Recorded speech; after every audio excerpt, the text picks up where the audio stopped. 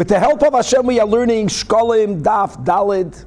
We're going to start with the Mishnah on Daf Gimel Amid Beis towards the bottom of the Amid, learning that we may not receive the Machzis HaShekel, not from Goyim, nor from Kutim. Throughout Shas, we have this debate whether a Kutim, which is a nation that Sancheiriv moved into Eretz Yisrael, and they ultimately converted because of fear.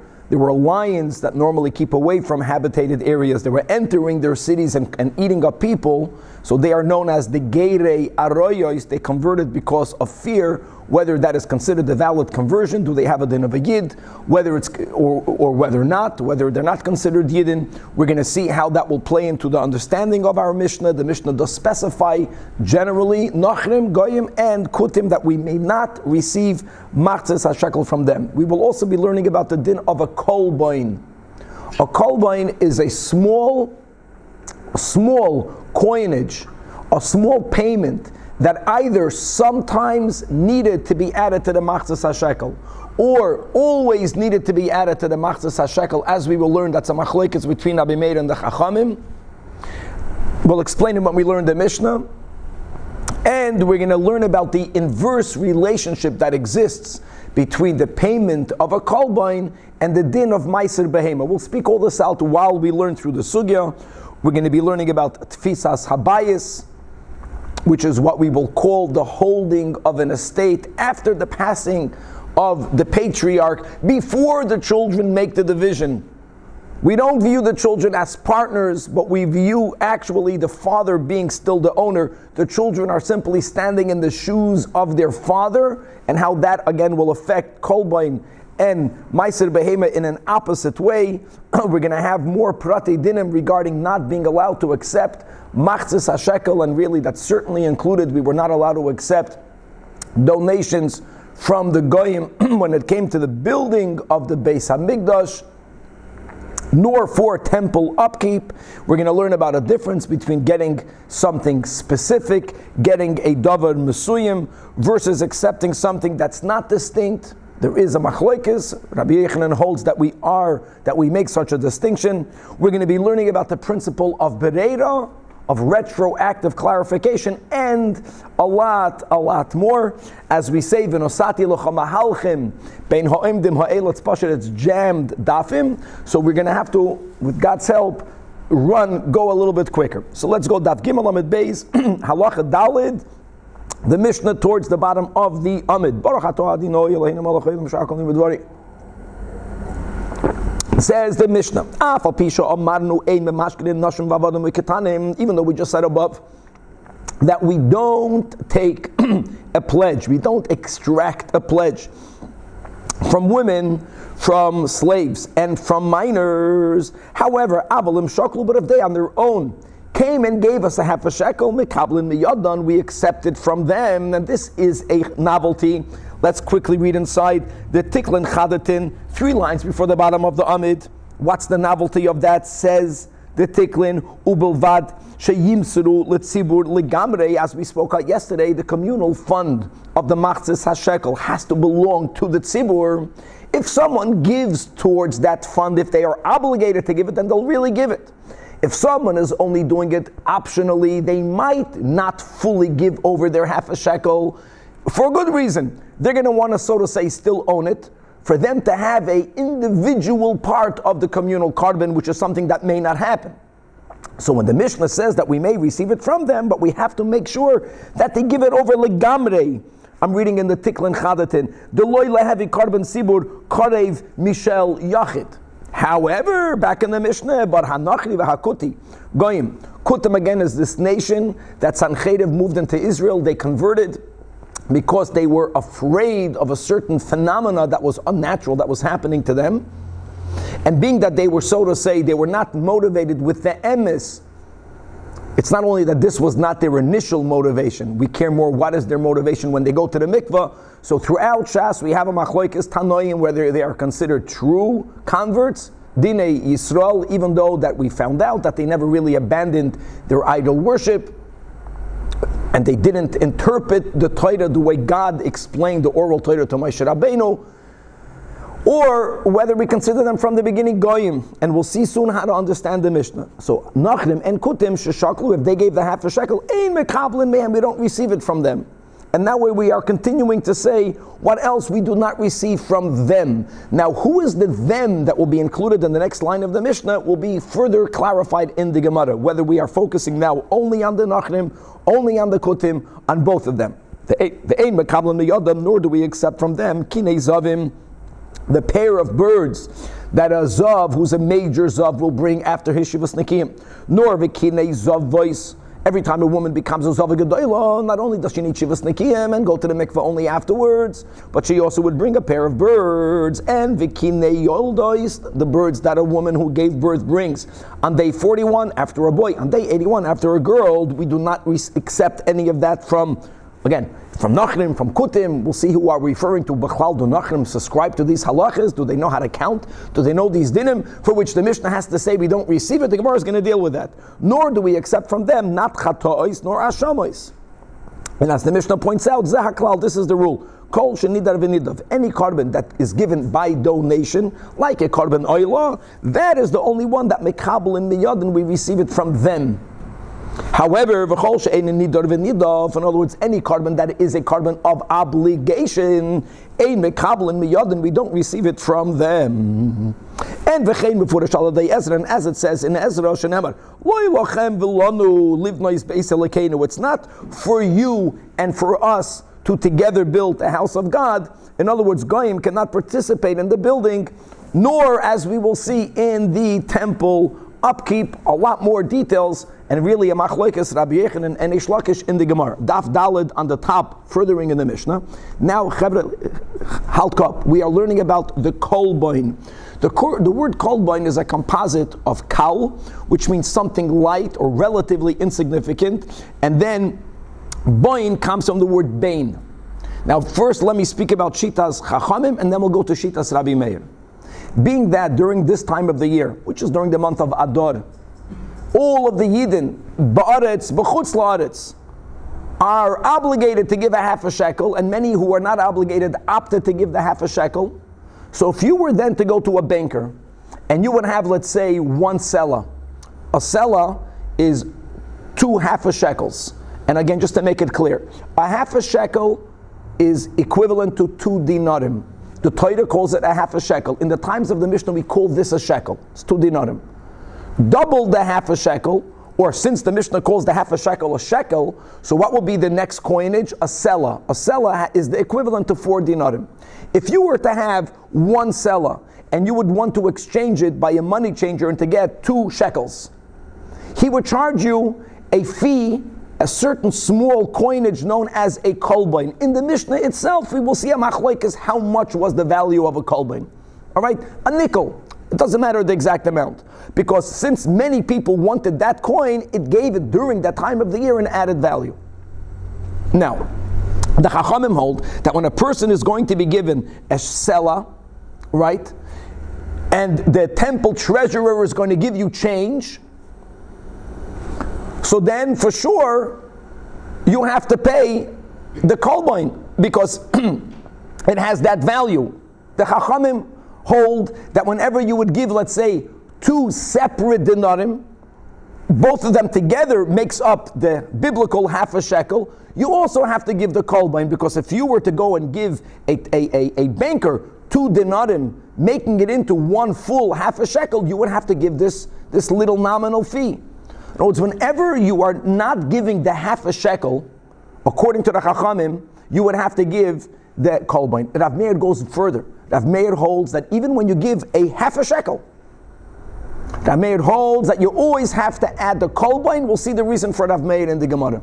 It's more than that. According to Rav Meir, the adding of the kolboin is a biblical obligation. According to the Chachamim, it's not a biblical obligation, it's only a rabbinic obligation. And this is something that will play its way out in our Mishnah. So the Mishnah is beginning with the sheet of the Chachamim. It's not a biblical obligation to add it. You don't have to add it if you give the exact half a shekel.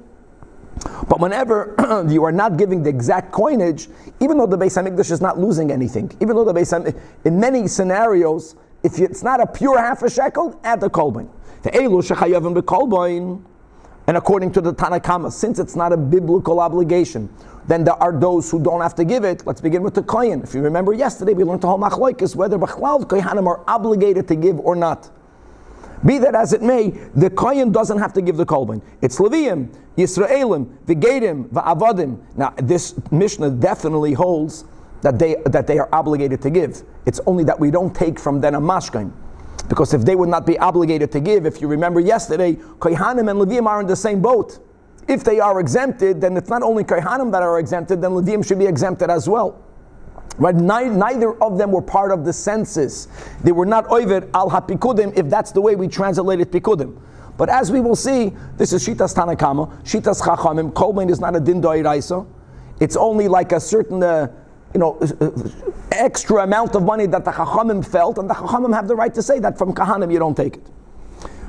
But you do take it from Leviim, Yisraelim, V'gedim, V'avadim, Mishuchrarim, Avaloi, not from Kohanim, nor from Nashim, nor from Avadim, nor from Ketanim. Especially those who are there that are not obligated to give. If they're not obligated to give, so we can view their half a shekel to begin with as a gift.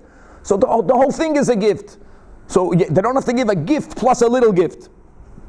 Now, next din of the Mishnah. What happens? Hashoikel Aliyah coin. If someone is giving on behalf of a coin, or if someone is giving on behalf of a woman, or if someone is giving Aliyah Eved or Aliyah Katan, in all of these cases, says the Mishnah, they are pater.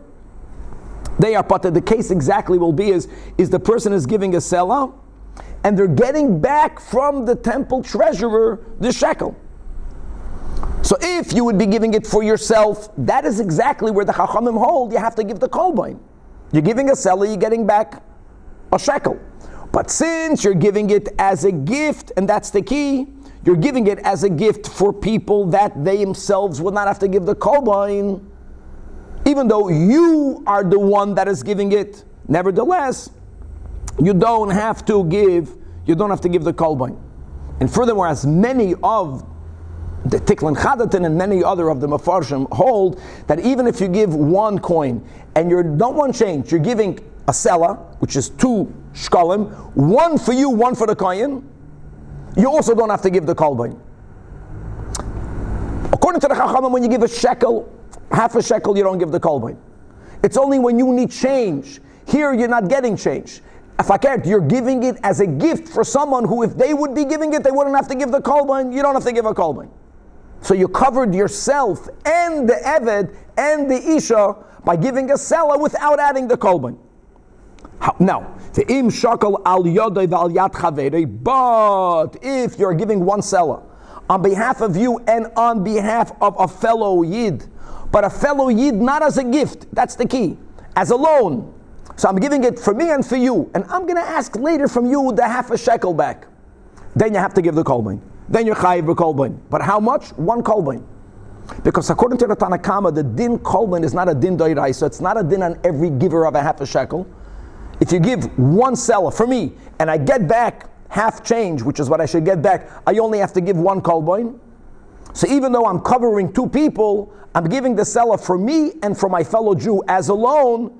Say that, give one kolbain. However, Rav Meir, as we explained, Rav Meir holds the din of adding this little nominal fee is a din d'oraisa, and it's even if you give the straight half a shekel coin. In other words, every Jew that gives a half a shekel has to give 1 kolbain. So if I'm going to give 1 selah, which is 2 half shekels, for me and for you, I have to give the selah and two kolbains. Rav Meir oimer beis kolbanos. Another din. Now this din will be clarified in the Gemara. Hanois and selah v'noitel shekel. The normal case, you're giving the selah and you're getting back from the temple treasurer what the Mishnah calls a shekel, what the Torah would call a half a shekel. So here says the Mishnah, you have to give 2 kolbanos. Wow. Means if I give 1 selah and I'm not getting change, the selah is half for me, half for you, not for you as a gift, for you as a loan. I have to give, according to the Tanakama, 1 kolbain. If I'm giving a selah and I'm getting back change, and here the Mishnah says 2 kolbanos, so the Gemara is going to have to clarify, is this Rabbi Meir? Or is this going to be the Chachamim? And why, according to the Chachamim, will there be a need of 2 kolbanos? And if that will be the case, what will be Shitas Rav Meir? That's a little bit of a stretch that will leave for Amud Beis, and we have to get there. Weiter. Hashoikel ad yad oni. as we pointed out, if I'm giving on behalf of a man who's obligated to give, the Mishnah says ani because I'm giving it for him as a gift. That's the key. I'm giving it for someone as a matana, or I'm giving it for my neighbor. Or I'm not going to ask them their money back. Va'al yad ben iroi. Okay, so again, I'm giving a selah. And not only am I giving a selah, I'm not giving it for me and for him. I'm only giving it for him. You know what that means? It means that the temple treasurer will have to give me back a shekel. I already gave my shekel. Now I have a selah. I'm only giving it as a gift, but they have to give me back change. Even here, says the Mishnah Pater. Wow. Oh, this is for sure the Tanach, for sure the Chachamim. It's even though really the half a shekel has a value this time of the year, and normally we don't want that, so to say, potential that potential value to be taken away from the temple. The concept of when I give it for someone else, if the temple is not receiving it from the one that's obligated to give it, then there is an exemption of paying the kolban. The im hilvan, but in the above case, if I'm lending it to the ani, I'm giving to the temple treasurer a selah. I'm getting back a half a shekel on behalf of my neighbor, on behalf of my fellow landsman. But I'm going to later extract payment from him. So when I give it to the Beis HaMikdash, I'm viewed as his shliach. So then, since he's chayiv to give, that's the key, then you have to give the kolboin. Then I have to add the kolboin. If I would be giving it on behalf of a woman or of a minor who's not obligated to give, that's something else. Then bachlal, I would never have to give, ever have to give the kolboin, because they, to begin with, don't have to give it. They are opting to give it. The whole thing is a gift. But the moment I'm giving it on behalf of a yid that's mechoyev to give it, and I'm giving it as a loan, then I have to add the kolboin. Now like this. Speak of this, it's very important. When two partners own in partnership animals, so that biblical mitzvah of tithing the animals with all of the details, it's from the kosher species, some non-domesticated animals, and then you have to know how to put the animals that were born in this halachic year together in a pen, and you move them out of a narrow passageway, and you count them, and the 10th one is painted with black ink, with red ink, and you say that the Hu'asiri Kodesh, that din of Meiser Behem is only if you own the animal. If it belongs to partners, the partners are exempt of giving Meiser Behem. Remember that. Shutfim are exempt of. Another din, when a person passes away and he has sons, but they did not yet divide the estate, that estate is being held in what's called in the Mishnah Tfisas Habayis, the holding of the estate. Who exactly owns it? The Torah does not view the sons as partners. It's amazing. It's still viewed as property of the father, but the sons are in the place of the father. What did we learn in the Mishnah? That if I give machzis shekel for you as a gift, no din of kolboin. So if an estate, before it was divided, from the estate's fund, the shekel, the selah will be given, let's say, make it simple, there were two sons, the selah was given for both sons, no kolban has to be paid. Why? According to the Tanach. Why? Because it's, so to say, still being given by the father, it's gavaldik, for his sons, even though the father is not alive. But they are not viewed as partners, they're viewed as it's the father's estate. But on the other hand, if that estate has animals that was born into it, those animals have to be tithed, because they don't belong to partners, because it belongs to the tfisas habayis, it belongs to the father.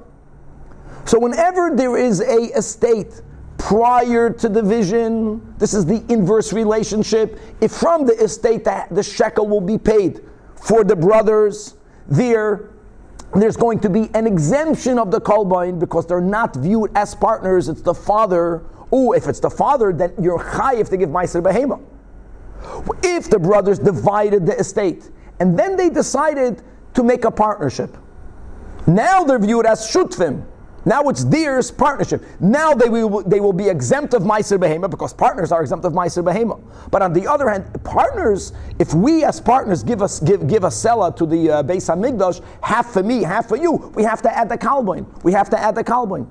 Whenever we don't give, according to the Chachamim, whenever we don't give separate half a shekel, one selah, even though they're keeping the whole thing, a kalban has to be added. So the Mishnah says, ha'achim, that later choose to become shutfim, that means they divided the estate, no more tfisas habayis, then they partnered up, So now it's not owned by the father. Now it's two people. So they're going to be chayiv and a kalbain. But since they are partners, if animals are born into them as partners, they will be paturim and ma'aser behema. But before they divided the estate, even though it looks like it's the same, but it's not viewed halachically as the same.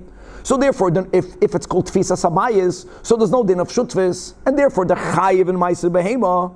But the upside will be that if taka it's still viewed as property of the dad, children are simply in the place of their father, but it belongs to the father who's going to be giving it on behalf of his children, so to say, even though he's not physically alive, then paturim min hakalbain, because that's the din we learned in the Mishnah, that when one gives a gift for another, even for others who are obligated to give, they are exempt of paying the kalbain. Now, how much is a kalbain? So here we have a machlokes tanoim. Rabbi Meir holds it's a ma'ah of silver. Just to know, a ma'ah is a sixth of a dinar. From here on, it's easy. Because one dinar is a half of a shekel, what we call a shekel. What the Mishnah calls a shekel is 2 dinarim, like we said. A shekel is a half of a selah. Bekitzer, a ma'ah is a sixth of the dinar, and the Chachamim hold it's half of that. Chachamim hold that the kalbain is a half a ma'ah.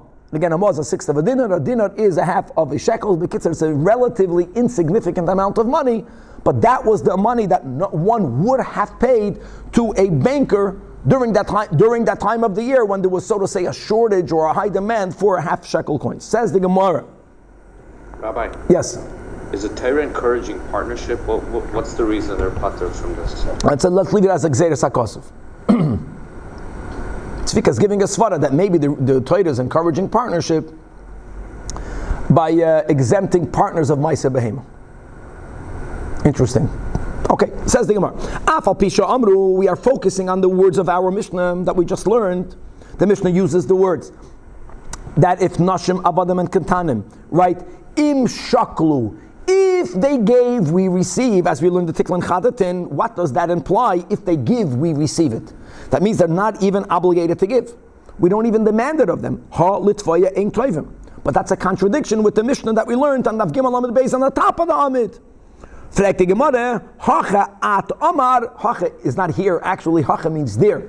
Hacha means in the prior Mishnah we said that toivin, because the Mishnah said, if you look inside the Gemara on Daf Gimel Amid Beis, the Gemara right after the top Mishnah, after Halacha Gimel, the Gemara inferred from the Mishnah, you don't take a mashkin. You don't take a mashkin implies you ask for payment, but you don't coerce payment.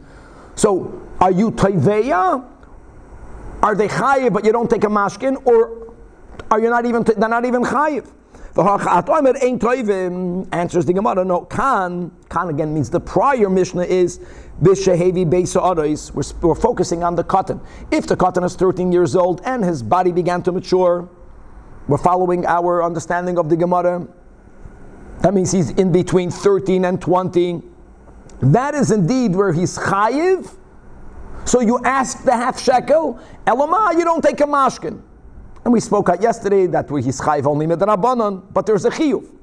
Our Mishnah, when the Mishnah says that if they give, you take it, which implies that they're not even obligated to give, yeah, it's focusing on the minor. The minor is not even 13 years old. He doesn't have yet the 2 sa'aris. Even being 13 without the 2 sa'aris is like he's less than 13.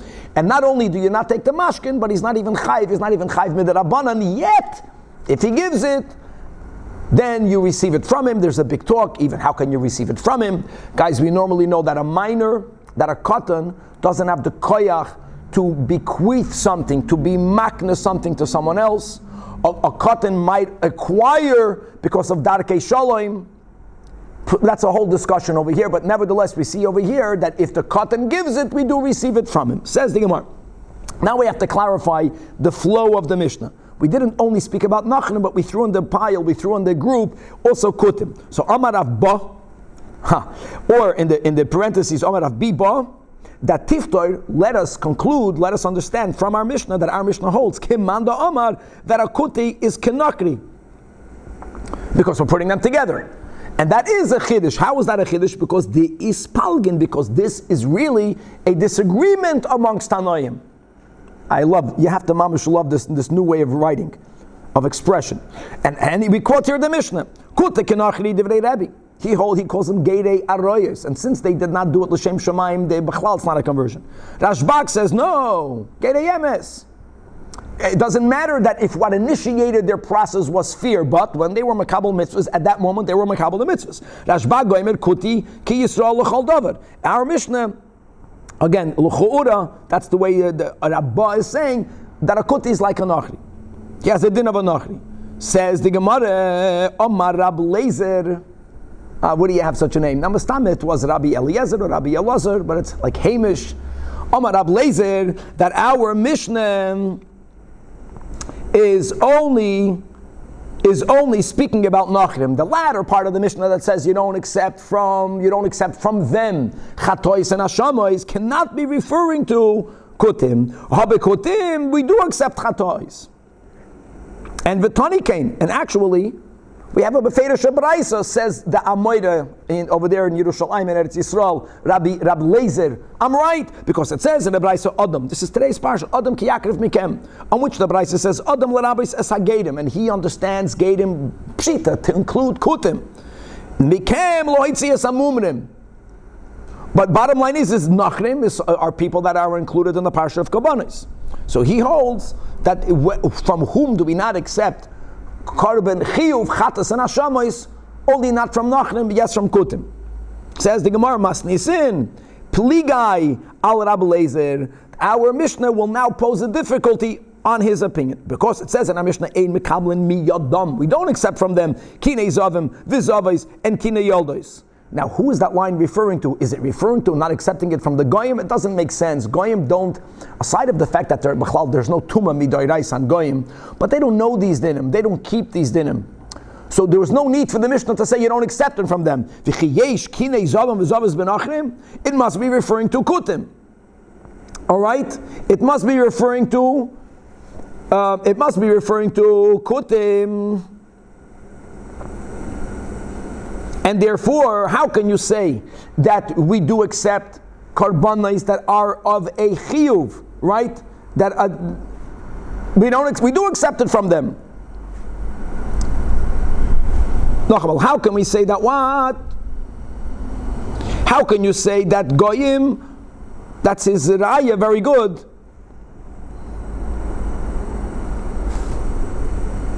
That we accept. No. A kash on him, because in our Mishnah, that line is speaking about we don't accept it from the kutim. We don't accept it from them. Like Rabbah, not like Rabbi Lezer. So the Gemara says, hold on, if that's the case, if we refuted Rabbi Lezer, so Ella, the problem is like this. When the Mishnah began telling us from whom we do not accept, the first name mentioned was Nachrim. Kutim were mentioned second, which l'chayda means we're mainly focusing on Nachrim.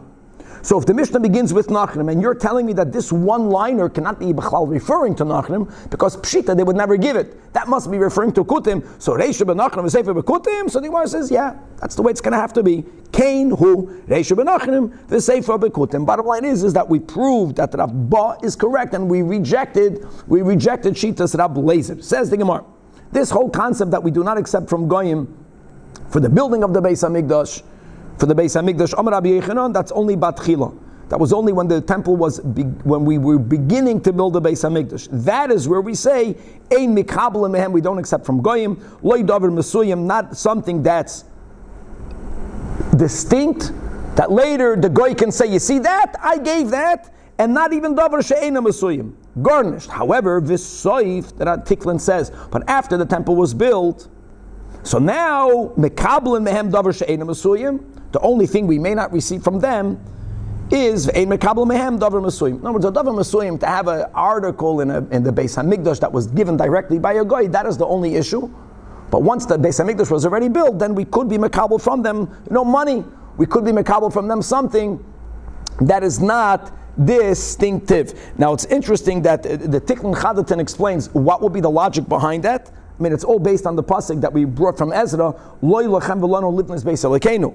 But so the Tiklin writes that betchilas habinyan. I'm looking inside the second column in the Tiklin, the second line from the top. Amar Rabbi Yechanan betchilas habinyan.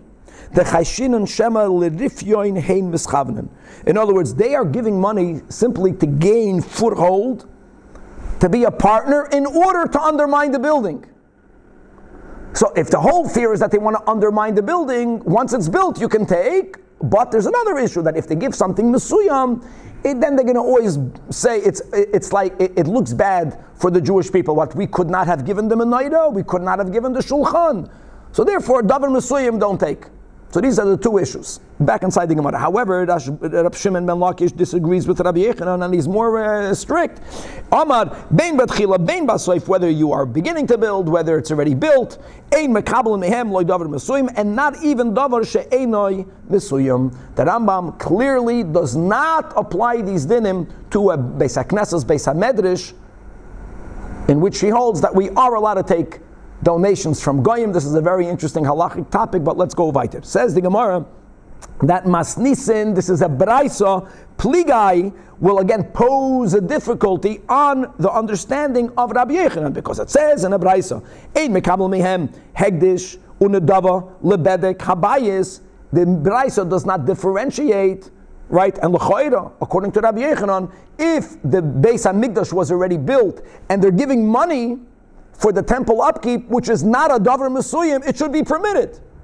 So answers the Gemara, Pasar law, Rabbi Yechanan will interpret the Braisa, bein betchila, bein basoif, and Achanami, the Braisa does not make that differentiation, but when do we not accept from them an item for bedek habayis, ulevad davar mesuyim, only something that's distinctive is what the Braisa is referring to. If it's not distinctive and it's basoif, then you could receive it. In the parentheses, nusach yeshena, or yashan, that Pasar law, Rabbi Yechanan will explain that the Braisa is, now here we have to change the girsa, like the Tiklin says, Batchila, the Braisa is only speaking about in the beginning of the building.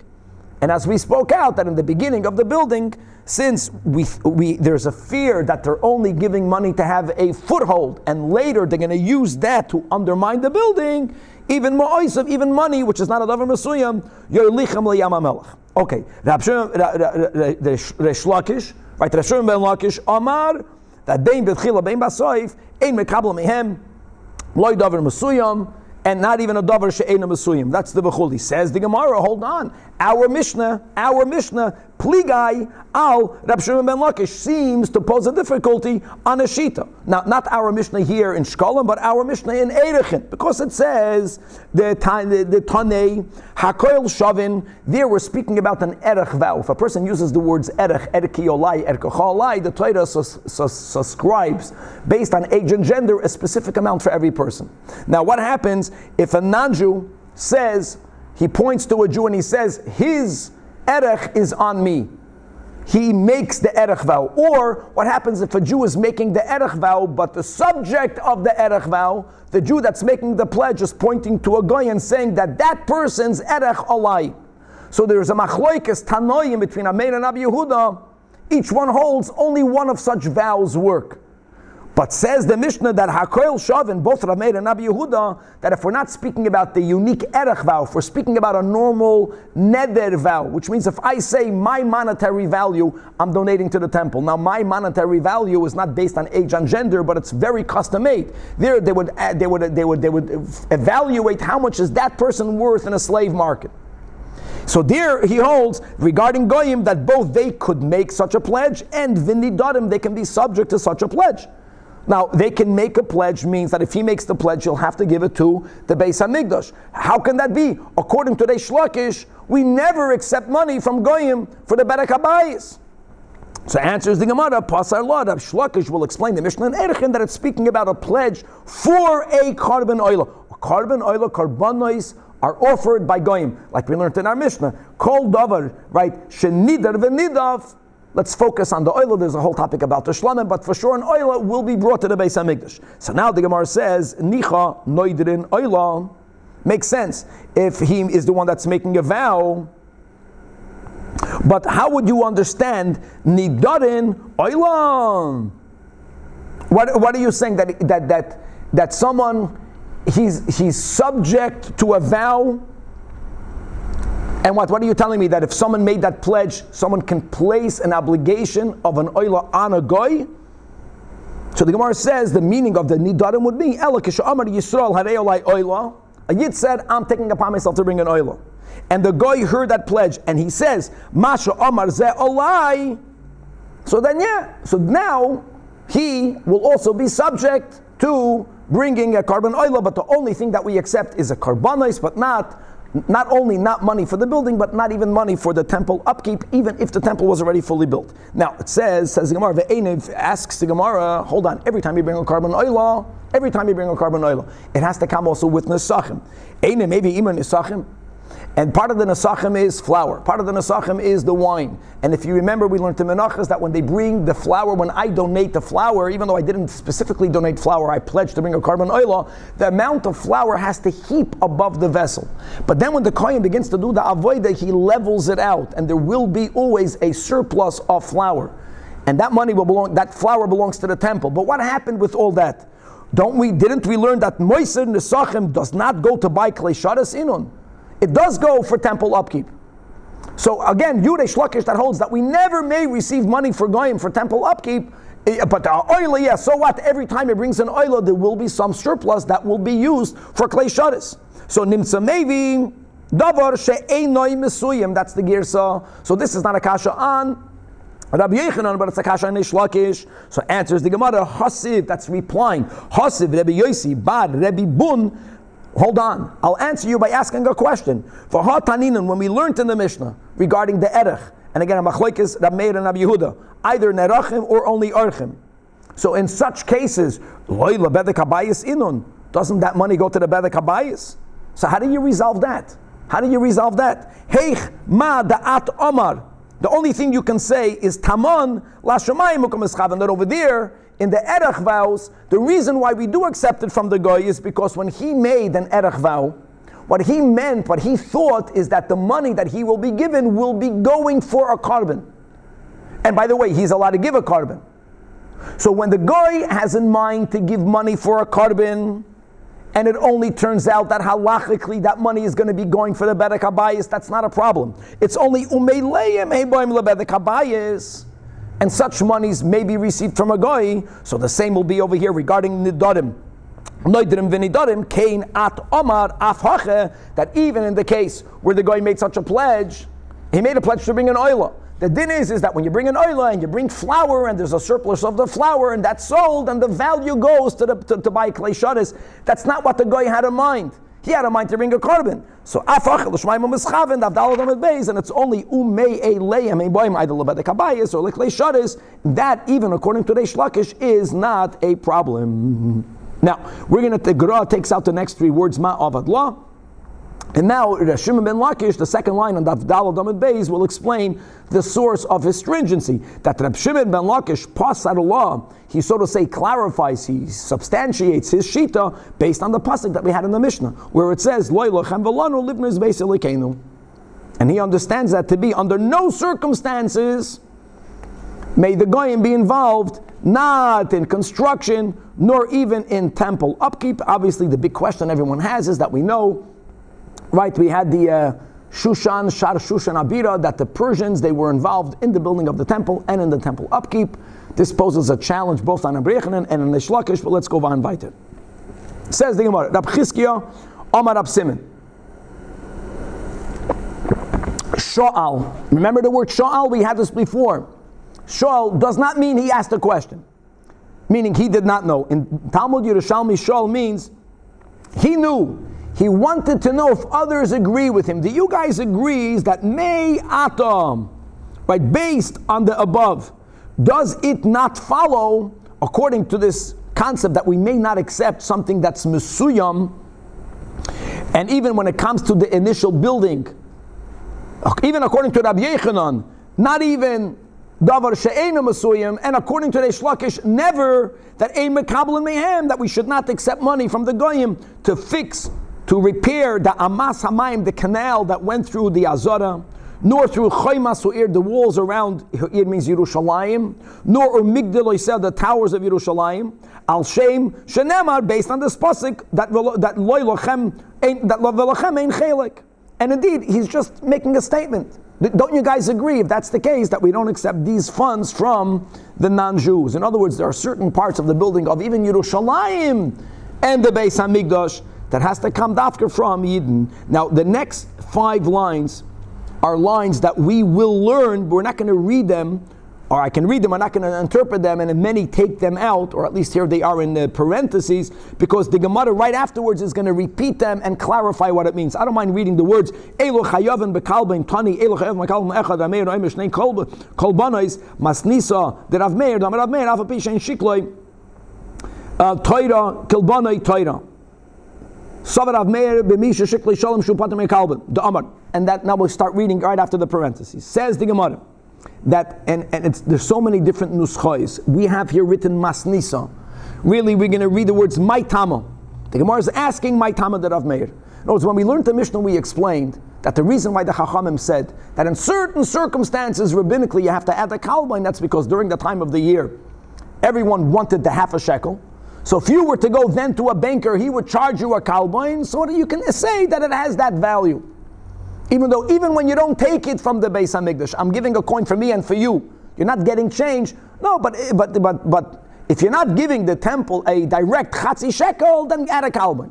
Rav Meir doesn't hold that. Rav Meir holds even if you're giving the temple treasurer, you're giving the gizber a half a shekel, or what they call the shekel, you always have to add a kalbain. Why did they hold so? My Talmud Rav Meir. So the Gemara says that Rav Meir, that it's a din d'oraisa, that keshem sheshikli toiram, just like giving it a shekel is a din d'oraisa, kach kalbanoi is a din d'oraisa. Everyone that gives a half a shekel, no matter how he is giving it, always will have to add the kalbain. Why? Because kosava Rabbi Meir that benoisen shikloi shalom. One second. So based on that, Rabbi Meir, that that if someone gives a real full shekel, which is what the Mishnah will call a selah, because if I'm giving a selah for me and for you, how many kolbanis do I have to give? 2. Because if every half a shekel has to come with a kolbain, so if I give a shekel shalom, which is a selah, I have to give 2 kolbanis. To Amar Rav Meir. Guys, we are familiar with this chazal, but we are not familiar with how Rav Meir understands it. That when God, there are 3 times that Moshe Rabbeinu needed God to show him. One of them is here, half a shekel. And God showed it to Moshe, the fiery half a shekel. And he tells them, Zeh Yitnu. Yesterday we had Zeh Yitnu, Zayin Hey, Yud Bei Shvatim. Today we're learning Zeh, that God pointed with his finger and he told Moshe that Zeh Yitnu.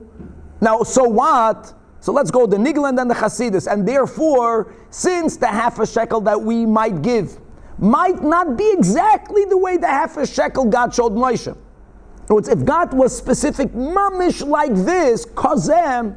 So to make sure, now, when they use coins, after a while, some of the metal got rubbed out. It could be that the half a shekel that we are giving is a little bit less than that ruchnius dika coin that Hashem showed Moshe Rabbeinu. So to make sure that we are giving it take kizeh, you have to add the kalbain.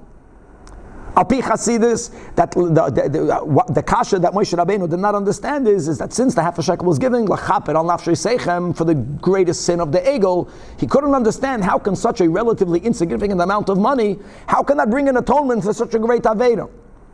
And what God showed Moshe Rabbeinu, it's not about the value of the money, it's about the fire that you are imbuing in the money. It's about your excitement of doing the mitzvah. It has to be a fiery coin. Where do we see that a yid is doing something with fire? You know where that shows expression? When we go a little bit beyond the obligation. So when we do what I'm obligated to do, it could be I don't have any fire. God said I'm doing it. But if I don't enjoy it, if I'm not passionate about it, I will never do beyond what God said. But the moment I feel a fire, I'm excited to do a mitzvah, it will express itself by me going a little bit beyond. Now it's almost a paradox, because here we are demanding you to go a little bit beyond. But it doesn't matter. Bottom line is based on the kozem, Rab Meir understands that everyone is mechoyev to give the kalbain, even when you are only giving a half a shekel. When you give a full selah, then you give 2 kolbanis. Now, Rabbi, yes. If I'm understanding this, then even if you give for somebody else, you would also, according to Rab Meir, have to give the kalbain. It's always a half shekel plus the kalbain. Very good. Everything we learned in the Mishnah was shittas Tanakama. In other words, waiving of the half a shekel, the waiving of a half a shekel is all based on the half a shekel being a din derabanan. Correct. So either give or don't give. If midoiraisa you have to give a half a shekel and a kalbain, so then give the half a shekel and a kalbain. Now, Rabbi, I'm trying to understand, Rabbi. No. How much is a kalban? How many dinarim? I'm trying to understand how much is a kalban in relative. Okay, so the Mishnah Shlomo says a kalban is either a ma'a kesef. A ma'a kesef is a sixth of a dinar. A half a shekel is 2 dinarim. So the kalban is either a sixth of a dinar or it's a 12th of a dinar. Those are the two shittas in the Mishnah. Yeah, Rabbi Chaim. Besides for a cut, the kalban is still even. So again, according to Rav Meir, whenever you give, part of half you're giving half a shekel. God meant a half a shekel plus a kalban. If not, you didn't give it. And you can give donations to the Beis Hamikdash, you can give money to the Bedek HaBais, but it's not going to go in the half a shekel fund. The whole point of the half a shekel is that everyone should give a half a shekel. If half a shekel demands a kalban, then always give a kalban. Now, the Mishnah said like this, that Nosan Sela Little Shekel, the Mishnah says, not I'm giving for me and for you as a gift, for me and for you as a loan. No, the Mishnah gave that one-liner, if I'm giving only for me, and I'm giving 1 Sela, and therefore I'm going to get change, right? I'm giving a Sela, B'Lashon HaMishnah, I'm getting back a shekel. So the Mishnah says, I have to give 2 kolbanos. Now, who made that statement? It's an amazing Gemara. Amar Abu Lazar, that can only be Rav Meir. That can only be Rav Meir. That at least every donation has to come with a kolbain. That a Meir Amar Echad Shekel Shuhu Noisen. You give a shekel, you have to get a kolbain. The Echad Sela Shuhu Noitel, right? Whenever you get change, if I would go to a banker and I would get change, not to half a shekel. If I give a seller to a banker, and he's going to, and I want half back, he's going to want the kolbain for the exchange fee during that time of the year. Every time the money changer parted with a half a shekel, he wants to get a kolbain for that. However, the Tanya Elu Chayavin b'kolbain, we're proving the Braisa is speaking exactly about the case of our Mishnah of a person. That's the Braisa. A person gave 1 Sela, they're getting back in return 1 shekel. So the Chachamim hold only 1 kalbain. That shittas Tanakama. But it's only Rav Meir that holds 2 kolbanos. The two would both go to... The 2 would remain for the Bedek HaBais. It would remain in the Bedek HaBais. So one wouldn't go to one. Huh? It's not being paid, the money changer is the Bedek HaBais. The money changer is the Bedek HaBais. Since if I would have gone to a money changer, I would have to pay this little added kolbain, so we went for the Beis HaMikdash to get it. Now, the Chiddush here, guys, Rav Amar, that's the gears on the side. Rav says no. Now this is huge. That even the Chachamim hold that if I give 1 Sela and I'm getting back half as change because I'm only giving for me, I have to leave with the Beis HaMikdash 2 kolbanos. It's even the Divrei HaKoil. You know what we're going to actually see? It's not that Chachamim will hold like Rav Meir. Rav Meir will hold 3 kolbanos. But what's the cheshbon of 2 kolbanos according to the Chachamim? Because the Omar, now this is the Tanakama, Echad Shekel Shuhu Noisen, the Tanakama is the one that ascribes to it. The Echad Shekel Shuhu Noitel. In other words, guys, listen, you have to expand the mind a little bit. Last time around, Dani got challenged a lot over here. We view it as 2 separate transactions.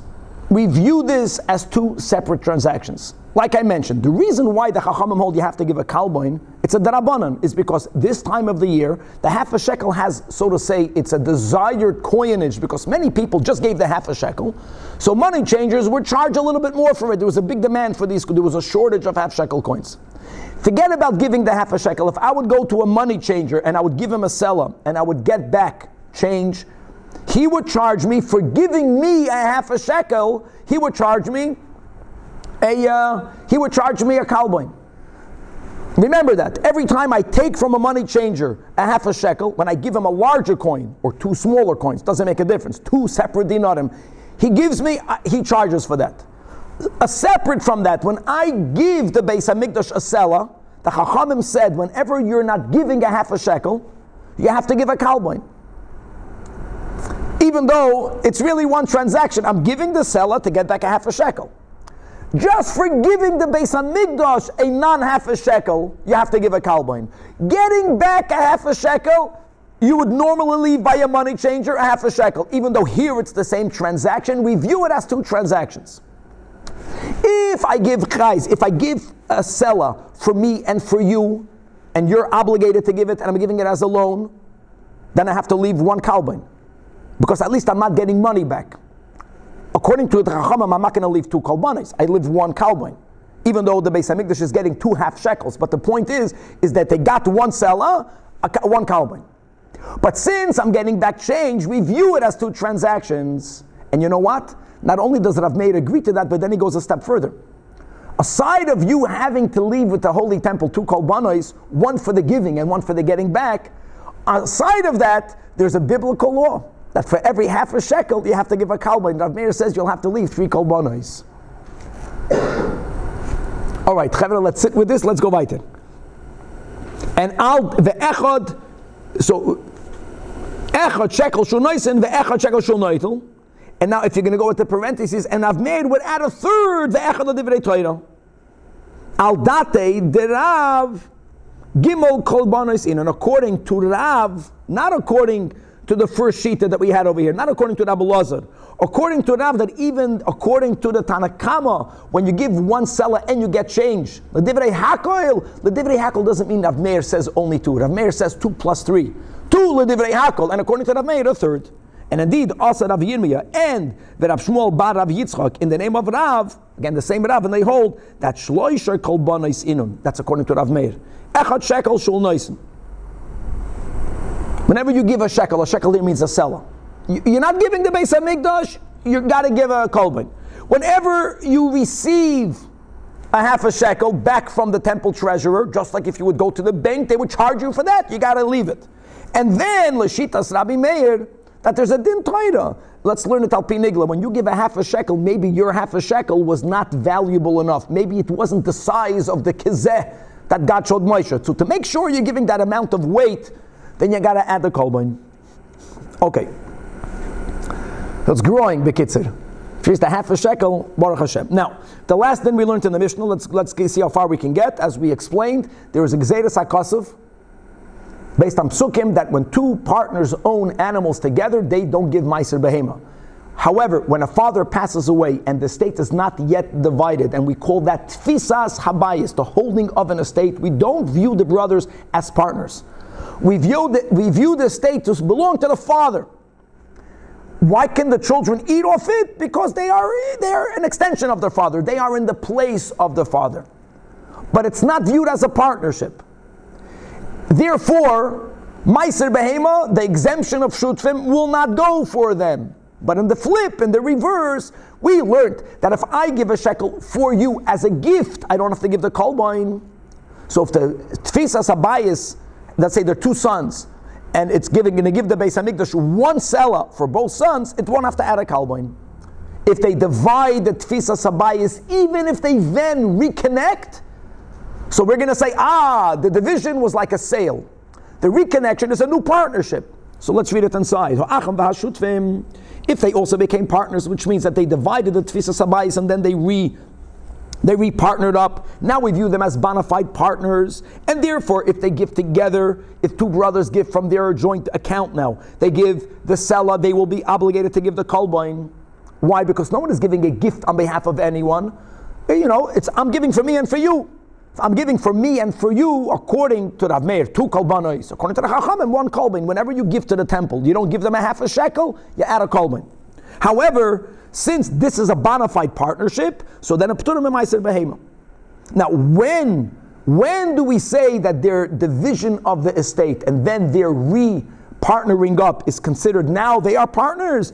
That's b'shecholku. They first divided, and then v'chazor v'nishtatfu. However, we're just explaining the Mishnah, but in the case where you have heirs, and we will state that they are chayavim b'meiser behema. Why would heirs be chayav b'meiser behema? The Torah says shutfim are not chayav. That's speaking about heirs that never divided the estate of the father. It's still called tfisas habayis. Tfisas habayis is not a partnership. The father is the balabas, which is taka why they're parted from meiser behema. If the father is the balabas, then there's going to be something amazing. And that will be, on one hand, it will be chayiv and meiser behema. But when it comes to them using the Tfisas Abayis fund to pay for two of the brothers' shekel, and they're giving the Beis HaMikdash a selah, they'll be exempted from a kalboin. Because here it's the father giving for his children, and that is B'Shaloi Chilkoi, because they did not yet divide the estate. Now here we have a Gavaldike Machlokes. Omar Rabbi Lezer, weiter. Says Rabbi Lezer, that when do we say that when the heirs divide the estate, and then they reconstitute their partnership, they are viewed now as bona fide partners? We don't say that if they divided the estate and then they mamish reunited, it's as if they never divided the estate. You know when we don't say that?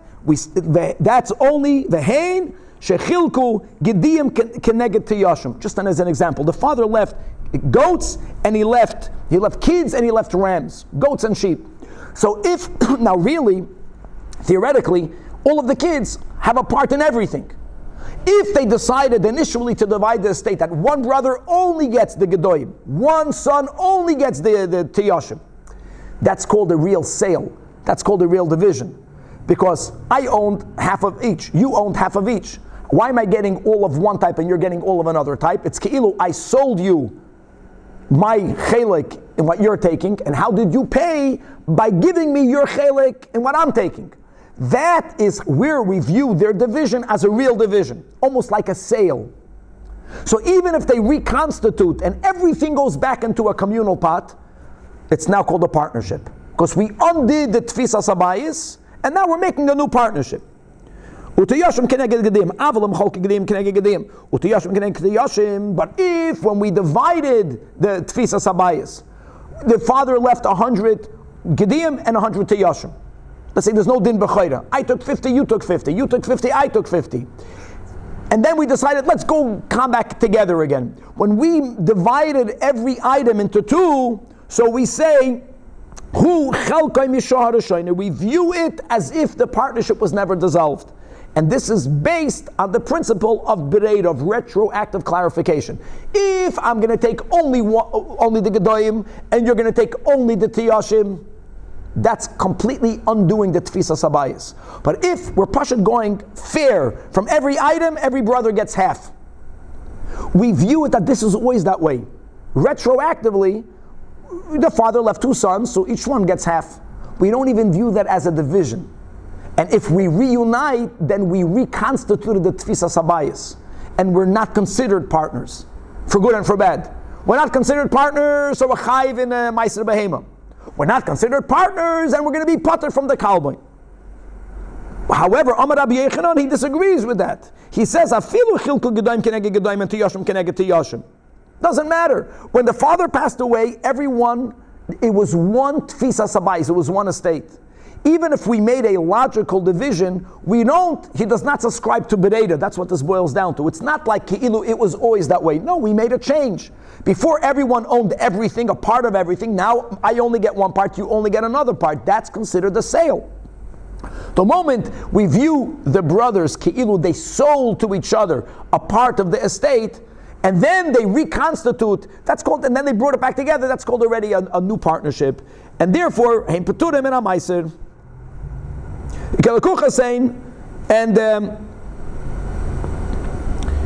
And when they reconstitute, according to Rabbi, they're partners, and partners are exempt from Meiser. And Kahid Tanin and Taman, like we learned over there, Mishnah im Masechta is B'chayres, that halakuach. When do we say, right, that I'm chayiv to give Meiser Behema if it was born into my flock? The moment I bought an animal, or if I received an animal as a gift, I'm exempt from Meiser Behema. So it's I would not word it the way you're saying it, is that the Torah is promoting partnership by giving an incentive. The point is that it has to fully be, the chiyuv is if it's fully mine. If it wasn't, even if I bought it, then it's fully mine, I'm not chayiv. Zicher partners, it's only part mine, I'm not chayiv. So it's gavaldik. So when children divide an estate, and then they decide right afterwards, you know what, let's put it all back together. If the division of the estate was that from every item, every brother got a part, if you subscribe to Bereda, then it's not really considered a division yet. It was always that way. And if they come back together and let's work together, they're not called partners. If you don't subscribe to the principle of retroactive clarification, then no matter how rational you made the division, that's called a division. And once you make a division, if you reunite, now you're making a new partnership with this inverse relationship of whenever you chayv in ma'aser behema, you put them in a kalba. Whenever you chayv in the kalba, you put them for ma'aser behema. Chevra, to be continued.